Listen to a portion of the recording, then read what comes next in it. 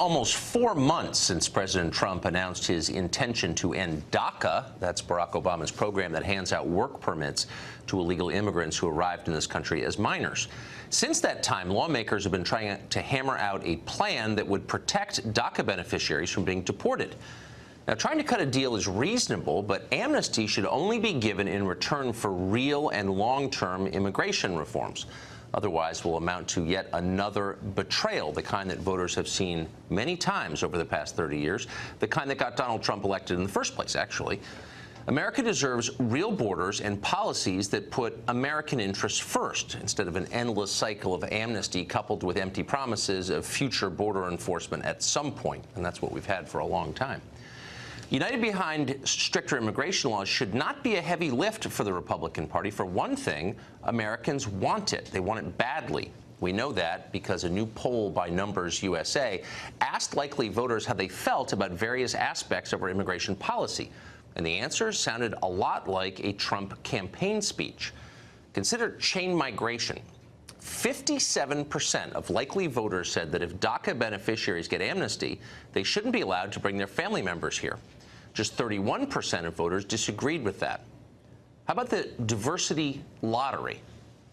That's the program that selects 50,000 people every year to enter the United States, gives them visas. They're selected pretty much at random without regard to any qualifications, including English knowledge or job skills or cultural fit. 60% of voters said the diversity visa lottery ought to be abolished entirely. Only 29% supported it. And then there's E-Verify. That's the program that allows employers to check the legal status of people they're going to hire. 57% of likely voters say Congress should require E-Verify for all hiring so that employers can't claim ignorance when they hire illegals. Just 23% disagreed with that. And voters aren't just opposed to illegal immigration, by the way. A strong majority wants to cut all immigration, including legal, across the board. Currently, this country admits about 1 million legal immigrants a year. 60% of those asked said they'd like to cut that number in half, if not more. In political terms, those numbers are huge. Republicans would kill for that kind of support on other issues, all kinds of other issues. Restricting immigration is a lot more popular, for example, than defunding Planned Parenthood or cutting taxes for the wealthy or cracking down on marijuana, bombing distant countries, more popular than all of that. It's also, of course, the main thing that President Trump ran on last year and probably the central reason he won in that upset victory. This should not be hard. Just a month ago, the Republicans united to pass an unpopular tax reform bill. They should be able to come together to pass a far more popular form of immigration reform. Yet somehow that's not happening. In fact, the opposite is happening. Apparently, a number of Republican senators are prepared to cave completely to Democrats on this question, agreeing to amnesty with no serious concessions in return.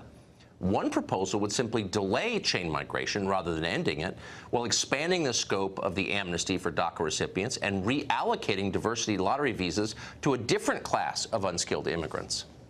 Not only would a deal like that hurt the country, voters have said very clearly again and again they don't want it. And this is a democracy after all, or at least it was. You have to listen to what voters want if you're a lawmaker.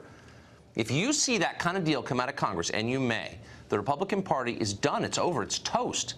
It'll be a short epitaph, too. Suicide. Congressman Sean Duffy is a Republican representing Wisconsin, and he joins us tonight. Congressman, thank you for coming on. So, hey, Tucker, it's good to be with you. Happy New Year. Happy New Year. So these poll numbers are really striking to me because they show that the public is tougher on immigration, including legal immigration, even maybe than the current president was during the campaign. And I'm wondering if this news is filtered down to Republicans in the Congress who seem way more liberal on immigration than their voters. Well, listen, Tucker, I don't know that the Congress is actually that liberal. At least the Republicans aren't that liberal in Congress. Now, we do have some outliers that wouldn't mind having a DACA amnesty fix without any border security or any fix to chain migration. That's true. But a vast majority of Republicans in the Congress, we stand with President Trump. We want to fix the situation we have with the DACA kids. We think that's reasonable and fair. But in exchange for that, we want to secure a border. We want to build a wall. We want to fix chain migration. We want to fix the lottery system.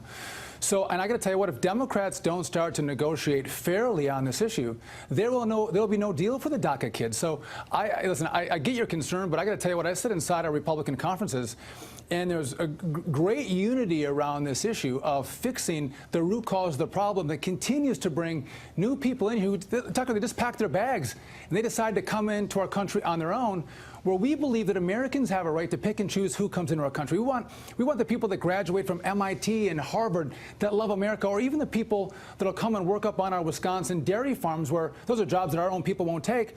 We need those kind of people who love to work and love our country, but we get to pick and choose them. You just don't get to pack a bag and come across the border and say you're going to be an American and get amnesty. I mean, pardon my skepticism. The so the president runs this campaign that's different from the 17 other campaigns Republicans are running, really in one respect. He's tough on immigration. He says he wants to build a wall. We're a year in.